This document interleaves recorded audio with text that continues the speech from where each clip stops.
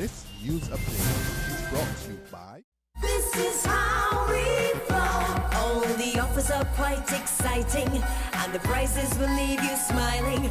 Everybody's got a cheerful glow. Get the new Samsung J5 plus 1 gig free data starting at just $345.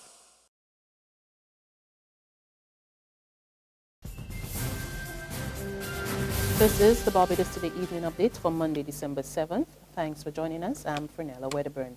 Your days are numbered. The strong warning from Minister of Finance Chris Sinclair to individuals and companies who are guilty of not paying taxes. Speaking to reporters today, Minister Sinclair could not immediately say how many were guilty of the offense or how much money was owed to the Barbados Revenue Authority. But he revealed that it is a substantial amount and that the BRA is currently crunching the numbers. He's also promising that the tax collection agency will be given more power to pursue the guilty parties. We're going to strengthen the tax administration. We're going to hire, we have better skilled staff, higher numbers that you can do the auditing. We're going to strengthen the laws, which we're moving to do, as you have seen, and put it on the footing. Now I know there's going to be resistance. It's a lot of resistance. I've seen the professionals in particular, because there are some professionals who believe that they should not pay tax. And there are quite a few of them who do not. And soon enough, it will all come out how many are not paying. And if the current legislation or the current law does not take care of that, if the court system is not moving fast enough to prosecute people when they're taken there, then we have to find other methods to ensure that people pay their fair share. Meantime, Minister Sinclair says government will head to Parliament next Tuesday to table legislation for an increase of VAT on mobile services. From January 2016, the tax would be raised from 17.5% to 22% on voice, data and text messaging. And Sinclair says meetings will be held during the course of this week with officials from telecommunications companies to work out the technical details. The strike at the plush Apes Hill Club in St. Thomas enters day 3, with management insisting that the Barbados Workers' Union show proof of its representation. Management says this evidence is needed before any negotiations can take place on behalf of the 40 staff members. Our Emmanuel Joseph has that story. The club, which operates a golf course and luxury villas, said in a statement today that the union needed to conduct a new poll because 4 years had passed since the BWU and the management had held any substantive discussions. It said the parties could only sit down around any table when the poll has been completed. Workers were back on the picket line again today, protesting the delay in resuming talks over conditions of employment, equipment, and pay. Deputy General Secretary of the BWU, Dwayne Paul, has already threatened to escalate the industrial action if the company continued to make itself unavailable to talk. However, the company said it will continue to hold discussions with its entire staff. Emmanuel Joseph for Barbados Today. The role of event promoters in Barbados should not be understated, so says Culture Minister Stephen Lashley, who maintains that promoters help stage events that contribute significantly to the country's economy. He made the comments following this weekend's staging of the Hennessy Artistry Show at the Kensington Oval. I believe that the Hennessy Show certainly helps to stimulate economic activity and falls in line with what I think promoters have been doing. I think their role should not be underestimated. They are very active, and usually these shows occur at times that we have a little gap between major events such as Stopover. But I believe that they're very critical to helping us to not only keep our promoters and our entertainers employed, but by extension, it creates that continued interest in the entertainment industry. And I believe that that is very important in ensuring that Barbadians and visitors alike do have activities to come to and to patronize, and by extension help to keep the economy taken over. He also made another call for the private sector to come on board and help promote events in the country. The Hennessy Show is one example where a number of corporate entities have come on board to help with the branding and provide, of course, that vital financial backing that these major shows need to survive and to succeed. And I think this is an excellent response in terms of our sponsors and corporate Barbados.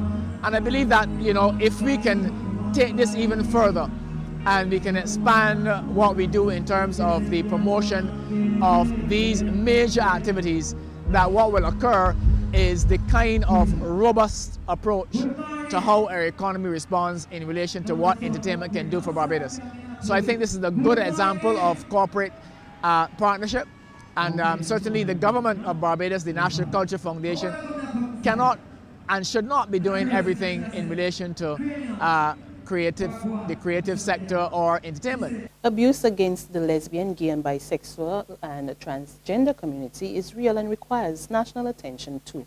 LGBT advocate Rohan Mohammed tells Barbados Today that while women activists in Barbados are currently observing the 16 days of activism against gender-based violence, the community should not be left out. She points out that gender-based violence is a universal issue with unavoidable effects throughout the society. And she says there is a high level of such violence against the LGBT community in Barbados that remains unaddressed, and as such, they must be included in initiatives against such acts. In sports, the West Indies under-19 team will open their campaign in next month's ICC World Cup in Bangladesh against arch-rivals England. West Indies will do battle in Group C, which also includes Zimbabwe and Fiji. Following the January 29 clash with England, West Indies will face Fiji 2 days later before wrapping up their preliminary round campaign against Zimbabwe on February 2nd, which will be held in Chittagong. 16 teams will compete in 4 groups during the preliminary round, with the top 2 teams from each group advancing to the Super League stage. There's regional and international news after this short break. 'Twas days before Christmas. I had so much to do. Shopping, more shopping, and I was feeling blue. There's a mother, father, a wifey, and friend. Lots of things to buy, but there was no money to spend. I found the answer. The BT shopping spree. 15,000 in goodies. Free, free, free. It's easy to enter. Nothing hard to do. Follow my instructions and a winner can be you. Visit facebook.com/Barbados Today. Do it quickly and fill out your form to enter this spree. Look, I'm shopping at the Costy Mega Store.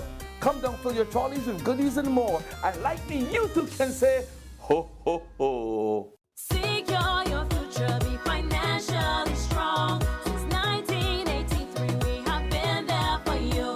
A smart range of products, great tax benefits. We're the solution to your hopes and your dreams. The Barbados Workers Union Cooperative Credit Union. The Barbados Workers Union Cooperative Credit Union. Humble beginnings to smart loans, smart savings. Save smart and borrow smarter. That's the move for me. Stability, prosperity. We're the solution to your hopes and your dreams. The Barbados Workers Union Cooperative Credit Union. The Barbados Workers Union Cooperative Credit Union. To pick up with news from our Caribbean neighbors, Venezuela's opposition claims it has won a 2/3 majority in Sunday's election.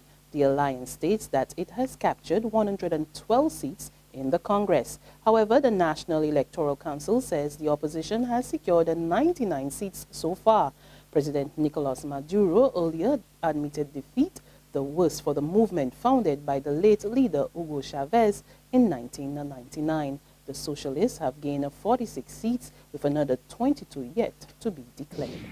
And finally, on the international front, President Barack Obama has described the San Bernardino killings as an act of terrorism designed to kill innocent people. He made the comments in a rare Oval Office address on the massacre that left 14 people dead.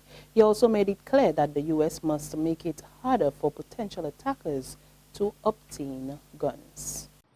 It is our responsibility to reject religious tests on who we admit into this country. It's our responsibility to reject proposals that Muslim Americans should somehow be treated differently. Because when we travel down that road, we lose.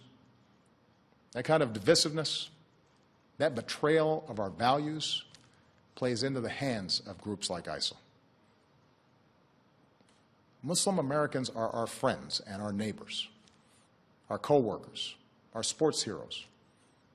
And yes, they are our men and women in uniform who are willing to die in defense of our country. And that's our evening update, but there's more on our website at www.barbadostoday.bb. You can also subscribe to our e-paper, our email updates, and like us on Facebook. We're also on Izumi Media in bus terminals or screenplay at supermarkets and gas stations near you, as well as channel 101, that's on Flow TV, and Mix 96.9 FM. There you can get all the latest news and sports. I'm Frenella Wedderburn. Good evening.